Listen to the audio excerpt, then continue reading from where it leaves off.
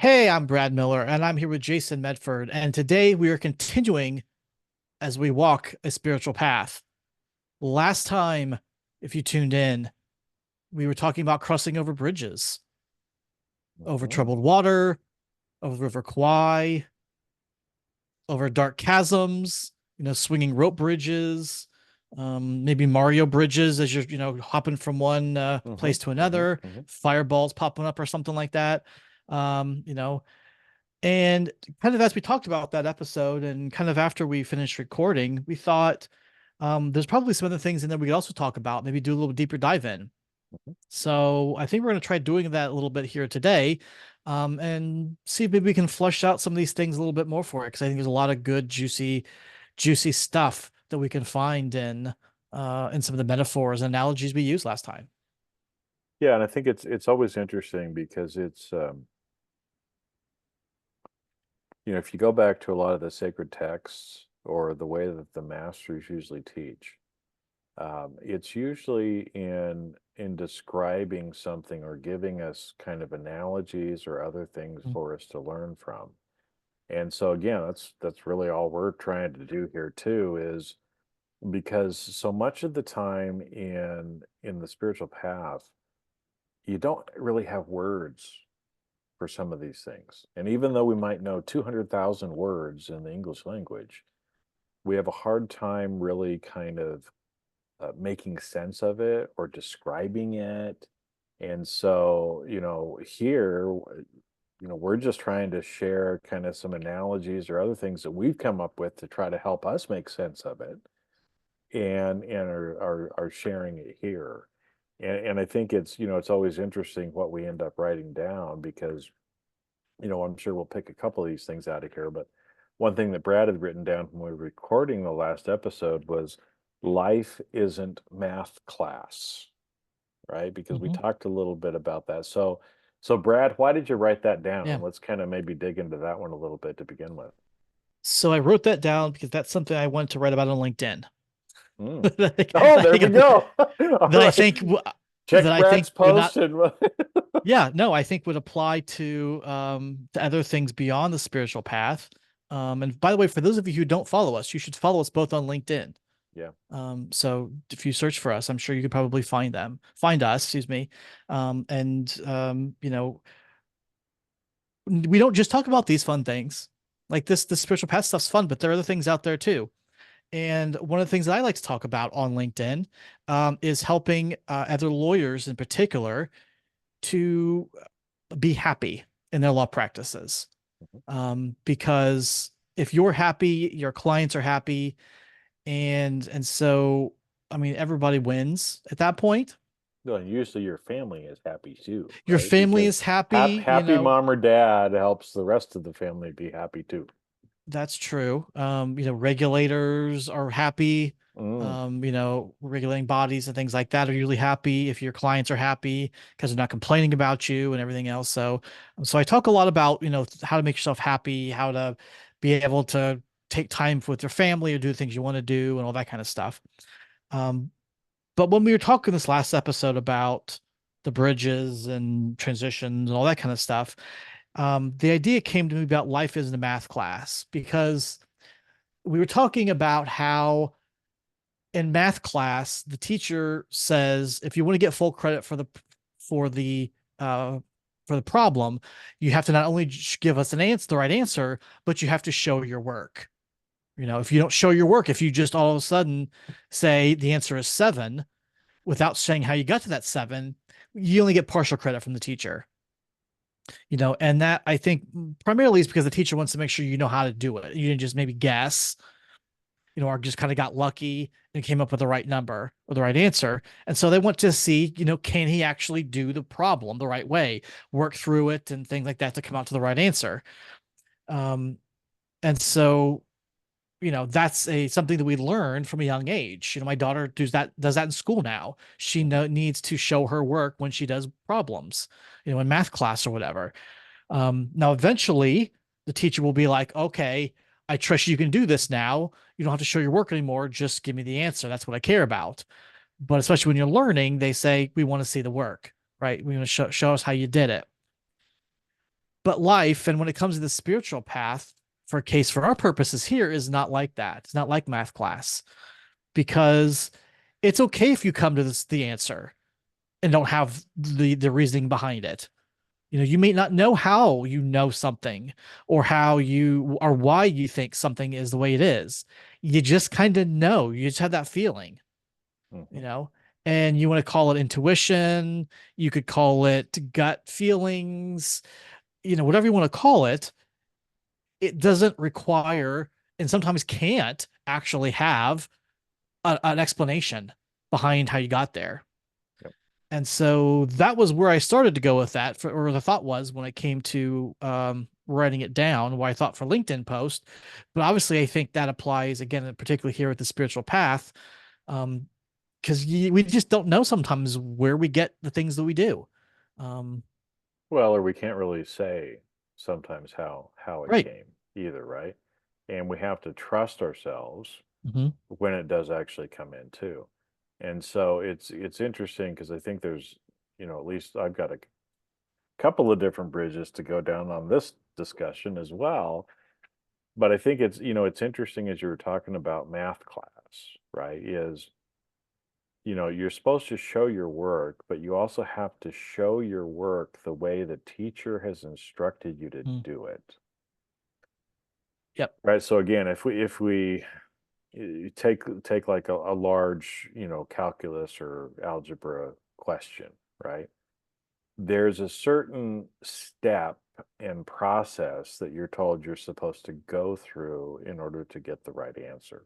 And I can't, again, it's been a long time since I took a math class, but you're supposed to, you know, uh, what is it? You add before you divide or multiply before I can't remember, right? But there's certain steps that you're supposed to go through, right? And you're supposed to simplify the problem down, and do these different things. And they kind of tell you step by step each of the things you're supposed to do and the order in which you are supposed to do it, right? Mhm. And so when you're showing your work, they're expecting you to show them the steps in the order that they expect, right?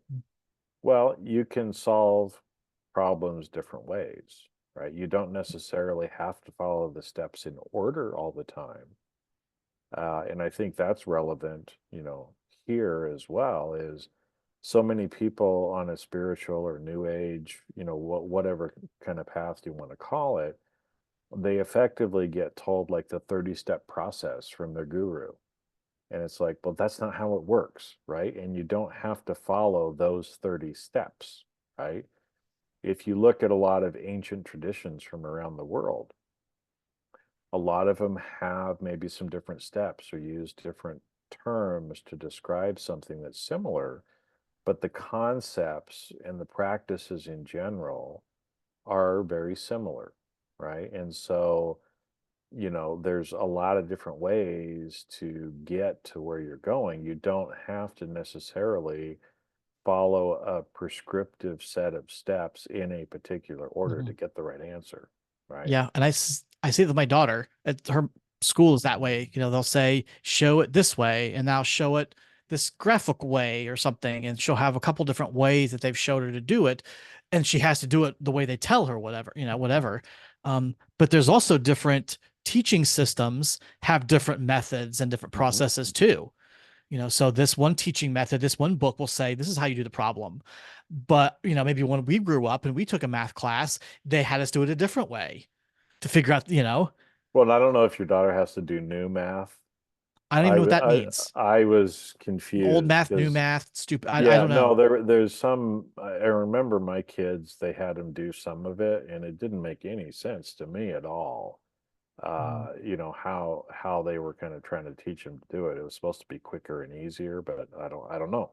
Maybe it is, but the point being, we're not here to debate which math uh steps are the best, but just to help describe that there are no right or wrong steps per se. There's no particular order sometimes that things have to be done in. It's just, getting there. And kind of another point, with this was sometimes you just look at something and you know what the answer is, right? So Mhm. again, you might look at a math problem and before you even have to do anything, you just kind of feel in or know what it is kind of from an intuition standpoint. And sometimes it's hard because when knowings come, it's hard to describe how you just know, right? And so when people try to press you on it, it's like, yeah, but how do you know? Oh, come on, Brad, how do you know? Show me the proof, right? Mhm. And we talked about that before, where a lot of times the proof comes after you do it. You see after you believe, not believe after you see, right? And so, sometimes things will come to us and there's no particular steps or order that you need to go through. There's nothing that you need to do. You just know or feel something, right? And sometimes it's like I said, it's hard to explain, or Mhm. if you uh if you become aware of something, nobody's going to believe you as to how you know, right? It's like sometimes I will be in the physical proximity of people and I can kind of feel them, smell them a little bit, and I know what's going on or what their intention is And in they the haven't showered apparently if you're in the smelling them. background. Yeah, yeah, yeah. Like me. Woo, yeah. Okay. Um, but it's hard to say to somebody that the the energy I just felt based on what you just said, right? Now I know something about you that I didn't want to know, as an example, right? Like, and I'm just gonna make up some stuff. Okay, I'm gonna make up stuff. That's all So this podcast is us making up stuff. it's So just us making up stuff because, surely I would have never had any experiences like this. Mhm. But, maybe I meet a man who is very angry and very egotistical. And the way that he interacts with me and the energy that I feel from him, all of a sudden, I know he beats his wife. And I know the kind of person that he is in private.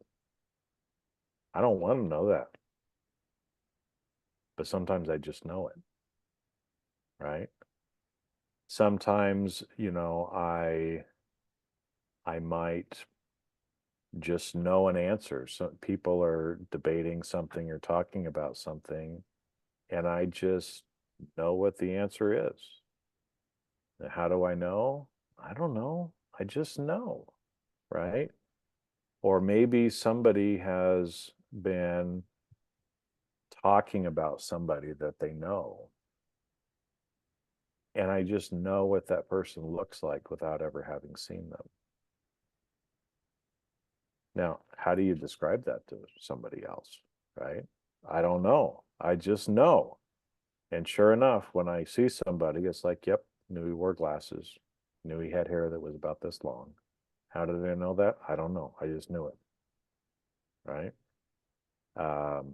Other times where maybe things come in a different way, like somebody says something and I get the tingles in my body, right? Which is one of my truth signs, if you will. I'm going to call it that, Mhm. right? Is that when I'm, trying to maybe get an answer to something, or I hear somebody say something, when I get certain feelings in my body, it's a confirmation that my body is telling me that what I'm hearing is true, or what I'm asking or questioning is true, or I should do this or I should do that sort of thing. And in a lot of those instances too, it's like, I mean, unless it's a very close personal friend like Brad, and all of you that are out there, because I'm saying this publicly now, whoops. is I wouldn't explain why, right? Now, maybe to Brad personally, I might say, shit, Brad, what you just said, that's true, man, because I just felt it. And Brad would know what I meant, right? Um, but a lot of people wouldn't. It's like, well, what do you mean, Jason? You got little tingles in your body, and so that makes you think that that's true? Are you kidding me? What kind of a whoop? It's like, but I've had enough experience that I know when I know. I know when I know.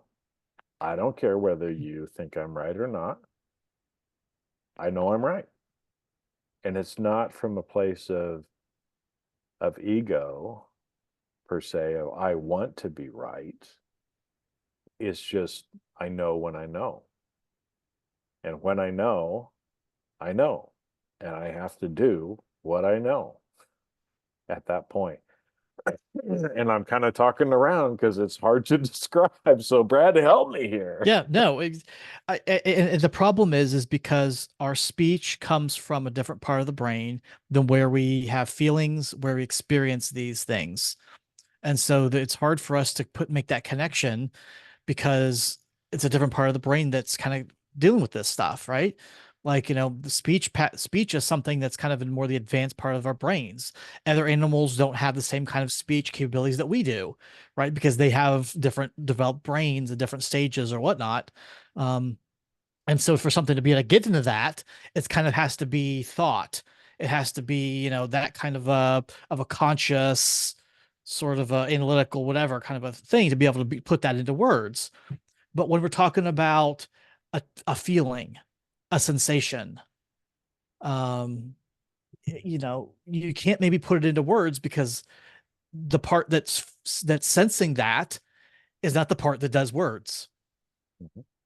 right? I mean, there's a distinction there, and so it makes perfect sense to me that we can't explain those things in words.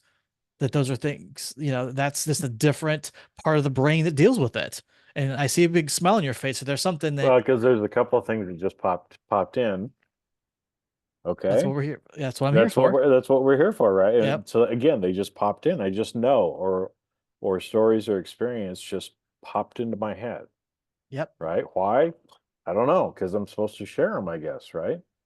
And so I'll give you some little more concrete maybe examples that go back to just what Brad was saying, because we can't put into words sometimes the feelings or the knowings or the things that happen. Okay. And so I'll give you a couple of experiences. I'm on the road right now. Okay. I'm not home. And as I was leaving, obviously I go through and I know all the things that I need for while I'm gone. So I make sure over the course of a day or so, I kind of set things aside. And as I remember, I pack them and put stuff in, right? So I had everything kind of packed up or in my suitcases already ready to go. And I'm just about to leave. And I don't know how to describe this other than one of my hats looked at me. Is I was just kind of walking through the house, and all of a sudden, it's like this hat that was on the table just like looked at me, or I had this awareness of like this tunnel for a fraction of a second of seeing that hat. And the hat seemed to be saying to me, I didn't hear it in my ears, but I felt it of, you need to take me with you. And I'm like, okay.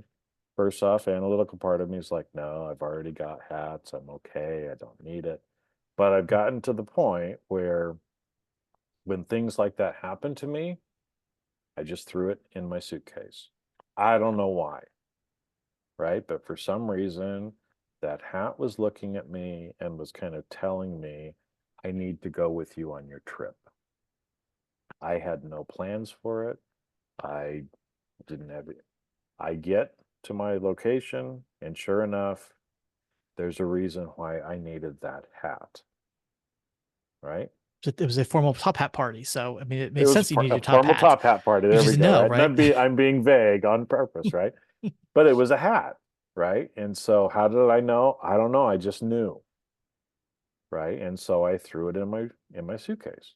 Right. I know Yeah. somebody who is very good at going to the grocery store and knowing what food to buy. And I'm not talking about like a grocery list. So let's talk about, like it's not math class. So let's talk about math class living, right? Which is what I was taught during the week. You have a list, right? We had a list on our refrigerator growing up. And so when you needed something from the store, you would go write it down, right? So that was one of the steps. Oh, we're almost out of flour. I'm going to add flour to the list. I'm going to add Mhm. sugar to the list. I'm going to add tea to the list or whatever it is, right? So that as you're going through the week and you know about it, you've got a process of putting things on the list, right? And Mhm. maybe I need a melon, a watermelon or a cantaloupe, okay? Because those are two that I was taught something about, right? So let's say cantaloupe and watermelon are on the list. So I'm doing this all 3D, right? I go to the store and I pull out my list and I need a cantaloupe.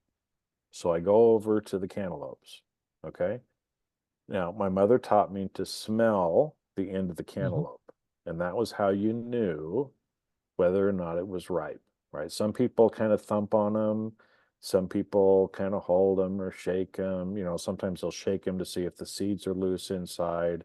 I was taught to smell, right? A very 3D way of kind of checking the box, like doing your Mhm. math problem, right? But how much of the time do you smell it?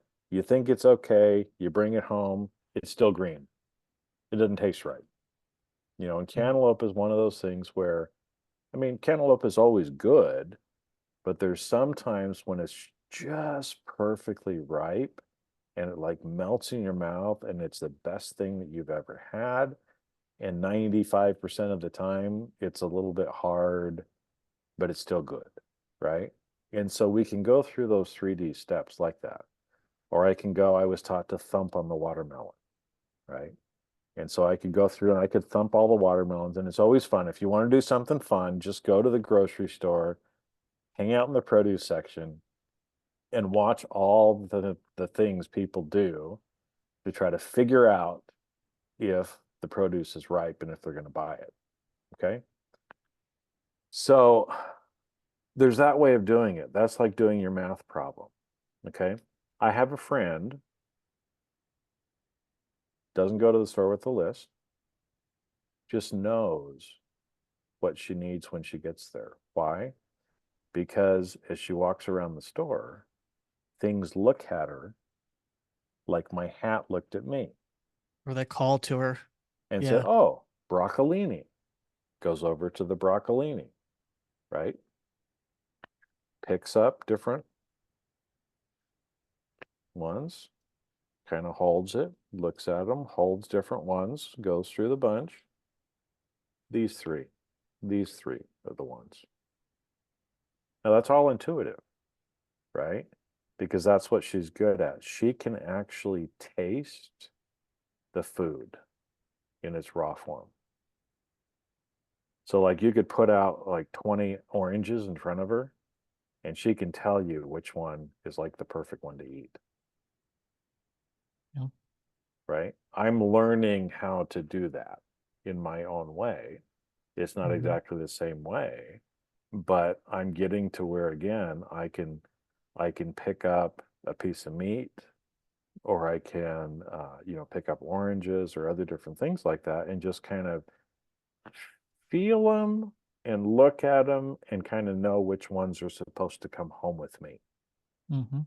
And it's not even in the way that you would normally, because like I said, I've seen my friend do this, and it will look like uh, uh, maybe it's not perfectly shaped, or maybe it doesn't appear as though it's completely ripe.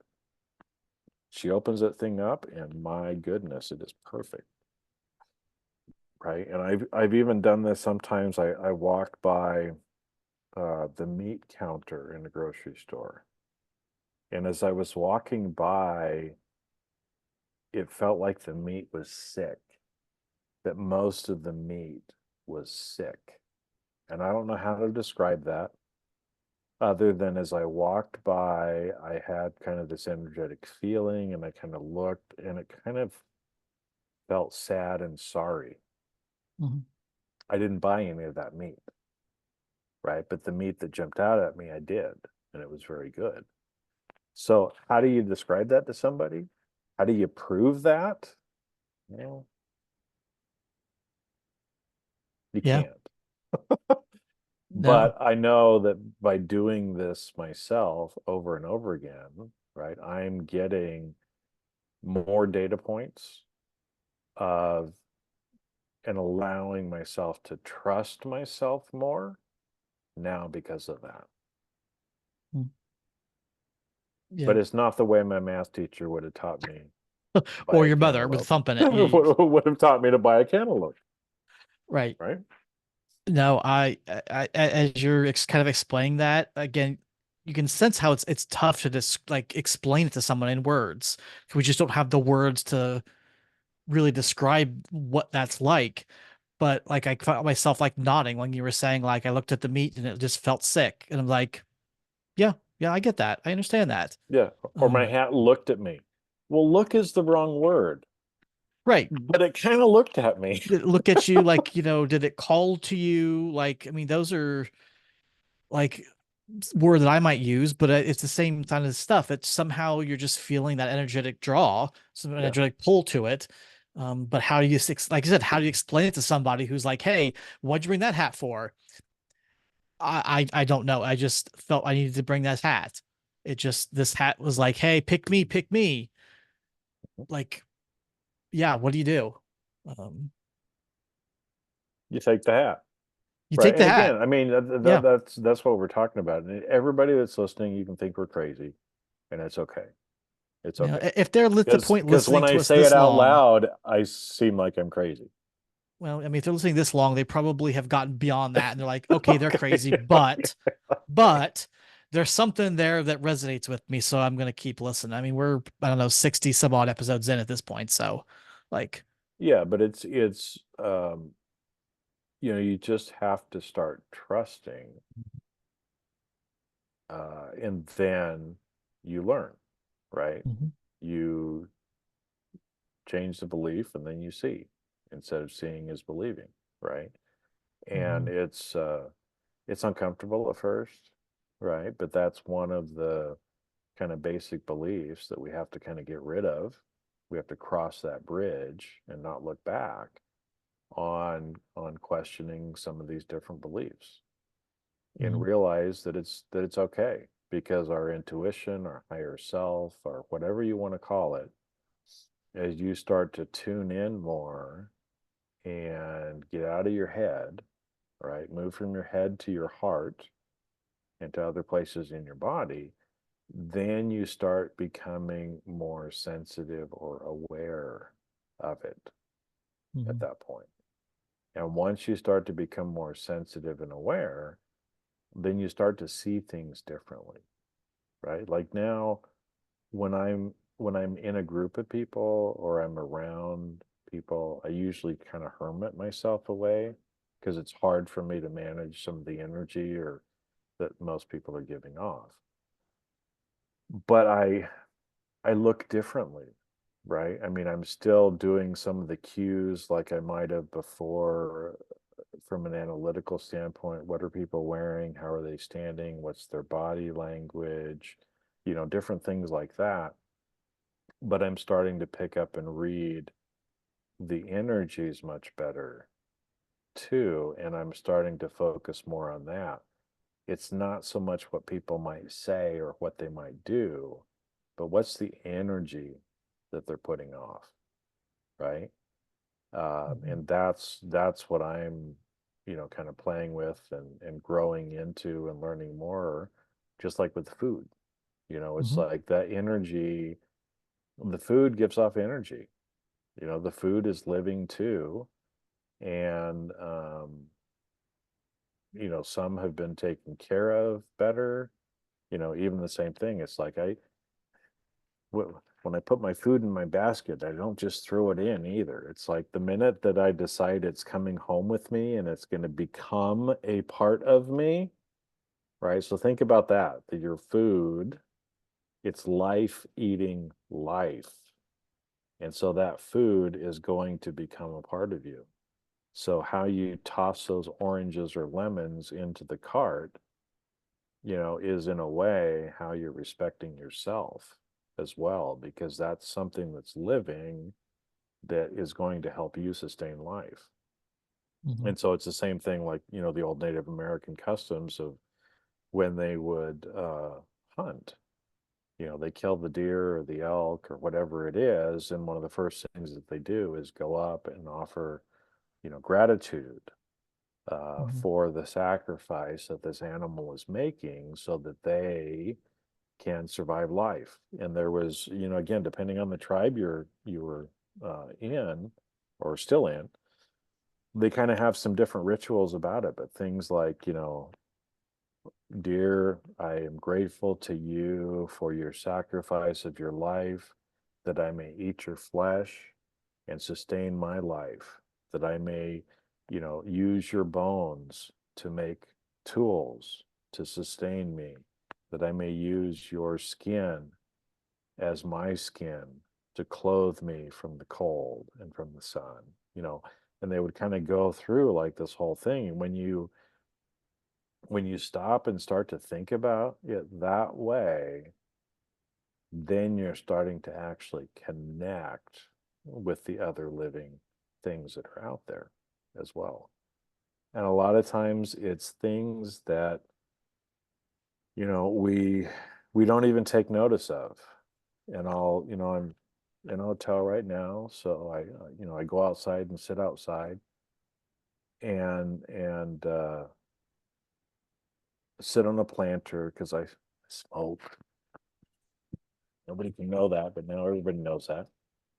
But I'm sitting kind of on this planter box, you know, that has dirt in the bottom and some bushes in it. And I'm sitting there and I uh, spit into How dare the, you, Jason? how dare I do that, You right? smoke and spit. I know. Inside the thing, right, onto the dirt. And then all of a sudden I look down and there's some little potato bugs in there. You know, we used to call roly polies, you know, the little things with like a whole bunch of legs that kind of rolls up into a ball to protect itself and then they open back Bugs. up. Bugs. Bugs. Sorry. I Oh, thought you they're, said potato buds, oh, like the little bugs. come out of the ground. No, No, bugs. potato bugs. Bugs. Gotcha. Yep. Okay. And I didn't take much notice of it. And then I look back in a few minutes and there's a whole bunch of little potato bugs around my saliva. And, you know, at first it's like, well, that's kind of interesting. And then I started thinking about it in the way that I was just describing, like with the deer. And it's like, interesting.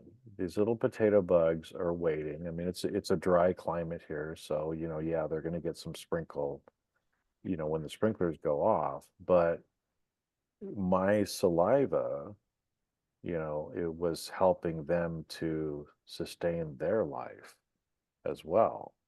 You know, it's like some of these little things that we don't realize the connectedness that we have with all other things, you know, both ways. You know, the bush that I'm sitting next to is emitting oxygen. I'm blowing carbon dioxide, which is helping it. It's giving me oxygen, right? The tree is giving me shade, right? So I'm not in the sun solidly, you know, and anyway, I don't know how we went down that bridge, but it seemed like we needed to go there No, there no. too. I think you made it really, one thing I really liked that you talked about it was the fact that you're playing with this stuff. Yeah. And I think that's a really good point that life should be play. I mean, and again, I need to write this one down too as another potential episode. Life is play, or, you know, play in life because I mean, part of the reason I think we're here is to have fun, to enjoy the human experience. And I when you see what you do is in terms of play as opposed to being very serious, you know, I'm a lawyer. That's very serious. I'm a very serious person doing very serious things, right? Like no, like I have fun. Like we joke around. We do this podcast. Um, sometimes, somebody asked the other day about, said you have to if you're 5 years old and in kindergarten, I'll bring you donuts. And my question to them was, well, I act 5 years old. Do I have to be like physically, chronologically 5 years old or not?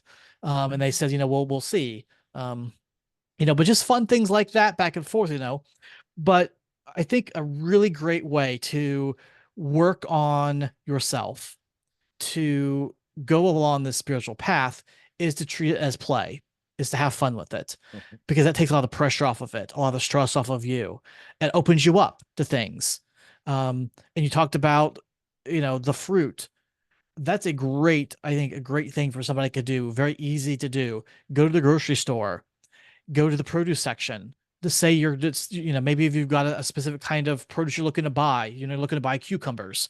My daughter loves cucumbers, so so I have to buy those a lot. So you go to the cucumbers and you look at them.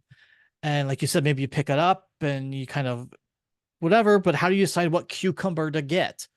I mean, they all look pretty similar. They're all Mhm. green and maybe have a little bit of bumps on them or something, or the size is about the same. Like, how do you pick one cucumber versus another? Have fun with it. Which one seems like it's the one that you should pick? Mhm. Which ones say, hey, I want to come home with you? Or, maybe you're drawn to one versus another one, or, and take it home and see. Well, just Um, and like you said, and just play with it because you might get different answers or get in different ways than I do. I mean, some of the different ways, like you said, you can hold it in your hand. One thing I've played with is holding two things, one thing in mhm, each hand, and kind of ask myself the question, left or right. And I'll usually get some kind of an answer of, oh, right. Okay. So then I'm going to take the one in my right hand. Right. And if I need two or three of them, then, maybe I do that a few times. Right. mhm, Um, it could be just looking at it, or, sometimes I've done that where I've looked down in the bin and it seems like, one of them was kind of calling to me. mhm, Right. Well, you can pick it up, do other stuff, and see if that's the case. Right. mhm. Um, I mean, there's, you don't need to get on your knees and and pray in the middle of the grocery store, right? Oh God, show me which orange You I should take can, like, home. don't get us wrong. Like, if that's your thing, If that's your thing, go you for it. can, but there's different Yeah. ways to get it. You might feel a tingling or a sensation in your body. Sometimes I've had where I've been holding things in my hand and it feels like electricity a little bit is Mhm, going on like between me and the thing, and it's like, oh well, that's probably a good thing, at least for me. I'm mhm, going to take that one, right? But you might as well play with it because it's these little exercises and the little bits of play that mhm, help us to open up more to our intuition and to those knowings that we've been talking about. And again, sometimes we don't know how we do it. I mean, I do some things and I'm like, not really sure how I did that, but I did, and then I go back and try to figure out, well, what did I do different this time? So that maybe I can replicate that again. mhm. But if you're not playing with it, then you're never going to find out. Yeah. And again, like I said, the grocery store is an easy place to play and to work because you're likely going there maybe once a week or so. You gotta get food, so it's a great opportunity. Pick up a cucumber, figure out which one looks better, or I do with the berry, packs of berries, little plastic containers. Like I kind of look at them and I just, one of them just seems like the one to take. Mhm. And so that's when I grab. Like Mhm. you can't really smell them. Can't really, I mean, you really shouldn't like squish them or try to taste them to see which ones, but I just kind of say, up. I have seen people do that. You know, I will admit sometimes I do grab the grapes out to check the grapes to see how they taste. Um, but yeah, but just play around with it and see what seems like it's the choice to pick, and don't worry about whether you're right or wrong or what you think. Just grab it and go. And my guess is 90% of the time it's going to turn out just the way it needed to be. well, and it's an easy way of playing with it, right? Mhm. Because what's the worst thing that's going to happen? You're going to get home with something that's maybe not ripe enough, or maybe is spoiled, Not as or flavorful full as another one might be or flavorful as something. the other one might be. It's not that big a deal. But the Hmm. more you do it and the more you lean into it and play with it, I guarantee you, you're going to start coming home with some amazing food. Like I said, yeah, okay. I mean, the flavor quality and everything else is going to go through the roof. And again, I don't know how much of that is uh, because of the produce itself and how much of it is because of the love that I start putting into it from the grocery store. But it doesn't It matter. doesn't matter, right? But it's not just picking the thing because like I said, I mean, I have some quirks to me. And it's like that, try to be very gentle as I put it in the cart, gentle as I carry it into the home, make sure that, if things come in plastic, try to get them out of the plastic as quick as possible and into glass or some other kind of container. Because again, a lot of times the berries are screaming at me like, get me out of this plastic, you know? I don't know. That's what it It feels hurt. like It burns. It burns. it burns. I mean, that's what it feels like they're saying, and so I do that, right? But it's, for everybody it can be different, but I'm putting love into it, right? In the way that I'm caring for it, when I prepare food, just like I talked about washing dishes, right? Well, it's the Mhm. same thing. I'm loving and blessing and grateful for the food as I'm cooking it, as I'm preparing it, as I'm eating it, right? Mhm. Making sure not to waste anything if I can help it. Eating leftovers or doing things even like, a lot of times the peels off of things make a great Mhm. compote. And a lot of the nutritional value in things are in the skins, but we never eat them. We peel them off and throw them in the garbage, right? But there's still nutrition that we can often get out of it in different ways. So the more that we do that, and in a way, it's kind of an ancient tradition. Like I said, the Native Americans have been doing this for a long time. It's just one that we're very familiar with here in the United States, but it translates into other, Mhm. societies as well. But the more that we can do that and really be grateful for, bless it, use, what we can. I mean, because that was one of the things that used to make the Native Americans cry and would make me cry too, was like the buffalo hunters that would come out and shoot the buffalo and just take the skin and then leave the carcass to rot. And,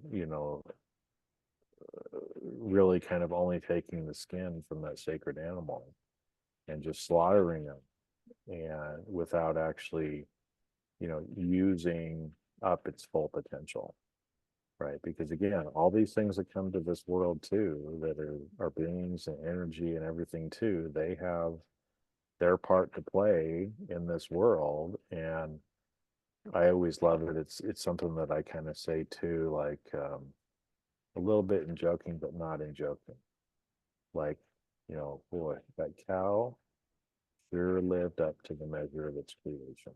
That was a mighty good steak, right? And so when we think about it that way, each of these things are coming to this world to ascend, to develop and grow themselves and be a part of this whole big play. And letting everything play its part and be grateful for everything and its part, whether we understand it or not.